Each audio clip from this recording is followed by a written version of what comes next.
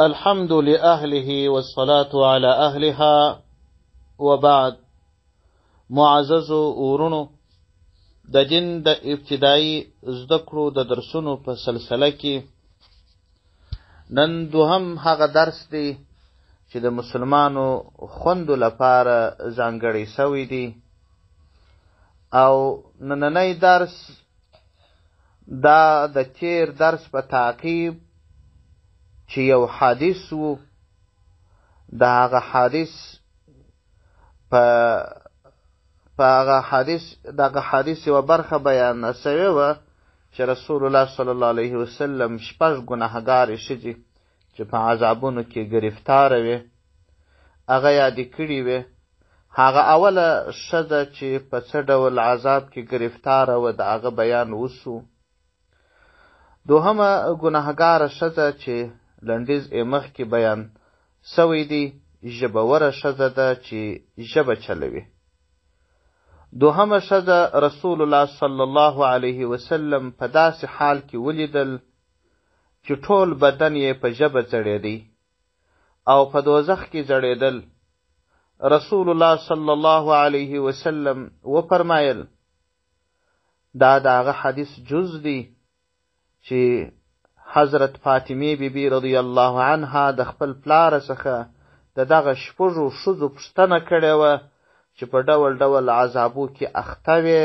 دوهمه ښځه نبي علیه السلام دا وښول دغه ښځه چې په ډېر سخت حالت کې وه په خپله ژبه په دوزخ کې سوځول کېدل. د یوې خوا د ژبې عذاب و د بلې خوا څخه په اور کې د سوځلو عذاب و. رسول الله صلی الله علیه وسلم وفرمایل دا هغه ښځه ده چې په خپله ژبه یې میړه ازاروه. ځینې ښځې داسې عادت لري چې د خپلو مړونو سره ژبې چلوي او په ډول ډول خبرو سره یې د خپلو مړونو خاوندانو زړونه ازاروي. پاته دې نه وي چې داسې کړنې نارینهو ته هم جایز نه دي چې خپلې میرمنې په نامشروع او بدو ویناو سره وځوروي، شکنځل، پوچرات او داسې نور ورته وایي. دا حدیث د هغو ښځو په اړه راغلی دی چې د خپلو خاوندانو سره دعوې کوي، ژبه ورسره چلوي، پر ډېره لږه خبره باندې زیاتې خبرې ورسره پیچي. په اړه رسول الله صلی الله علیه وسلم وفرمایل چې د داسې ښځو درانه بدنونه به په نازکو ژبو باندې اویزان وي او په دوزخ کې به ځړیږي، دا به یې عذاب وي. بدبختانه چې زموږ په ټولنه کې دا یو دود دی چې ځینې ښځې طبعا داسې وي چې پر هره خبره عکس العمل شي او ځینې ښځې داسې وي چې په ټولنه کې د کورنۍ د غړو د خوا څخه دغه ښوونې ورته کېږي چې که څوک خبره درته کوي حتما جواب وایه، که دغسې بې خولې و بې زبانه وي سبا په څټ کې در سپرېږي. دې ته نه ګوري چې دا د جهالت خبره ده.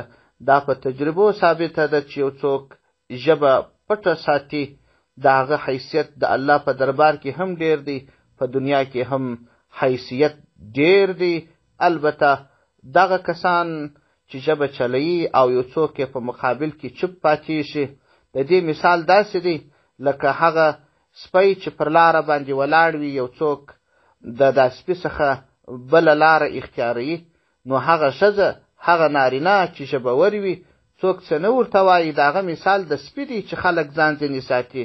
دا چې یوې ښځې ته نورې ښځې لارې ورښیي، ورته وایي چې د هرې خبرې جواب ورکوه، بیا در باندې اموخته کېږي.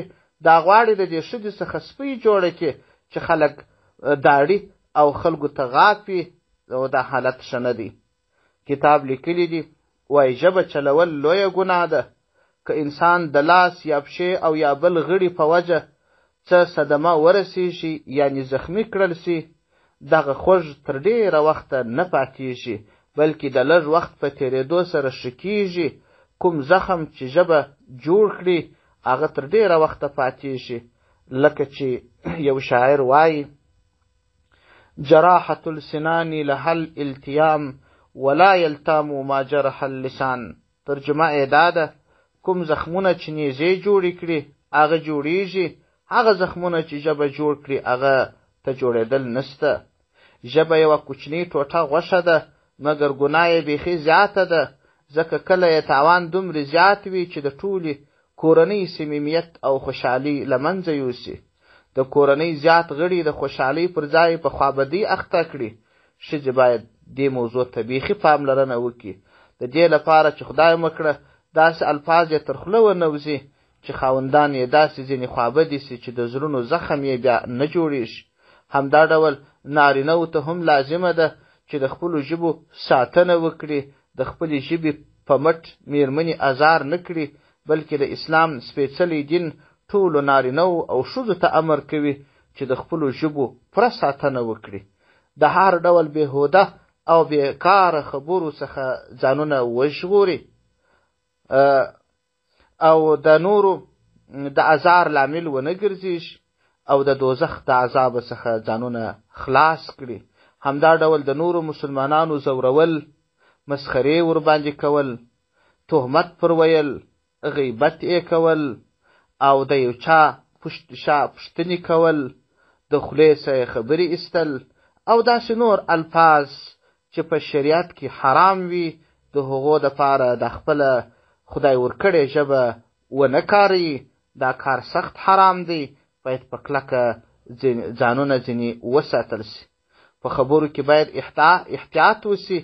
داسې خبرې باید په وسي چې د خلکو د زړونو د خوشحالۍ سبب وګرځېږي. داسې خبرې باید ونسي چې د چا زړه په ازار سي، لکه چې وایي مسلمان هغه څوک دی چې نور یې د ژبې د ازار د ژبې اولاد څخه په امن وي. همدا د نبوي حدیث مفهوم دی. درېیمه ګناهګاره ښځه هغه ښځه وه چې ناروا اړیکې یې درلودې. رسول الله صلی الله علیه وسلم درېیمه ښځه په داسې حال کې ولیدل چې د دوزخ په اور کې په خپلو تیو باندې ځړېدل. رسول الله صلی الله علیه وسلم یې په اړه وفرمایل دا هغه ښځه وه چې واده یې کړی و، خو بیا یې هم د نورو خلکو سره نامشروع اړیکې درلودې. پاک لمنې نارینه او ښځې د داسې اړیکو څخه په کلکه ځانونه ساتي. نه یوازې چې دا عمل نه ترسره کوي، بلکې د دې کار تصور لا هم نه کوي. په معاصر وخت کې شرم او حیا بیخي له منځه تللې ده.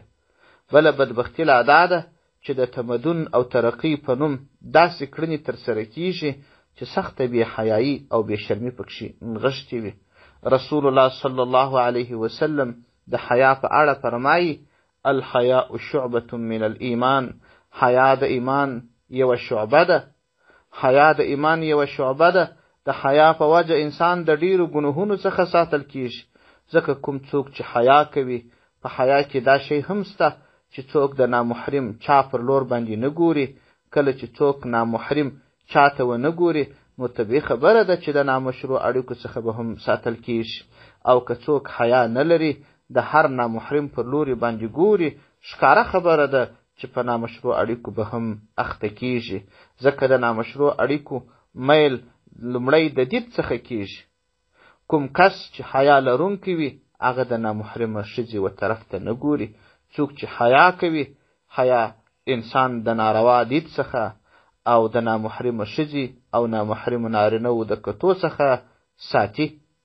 په حقیقت کې د ورور او خور، پلار او لور، د پلار د میرمنې او پردۍ ښځې ترمنځ پرده ده. خدای مکړه په کوم ځای کې چې پرده نه وي نو د لور او پردۍ ښځې ترمنځ به فرق نه وي، د خور او پردۍ ښځې ترمنځ به توپیر نه وي، بلکې ټولې ښځې به په یو ډول وي.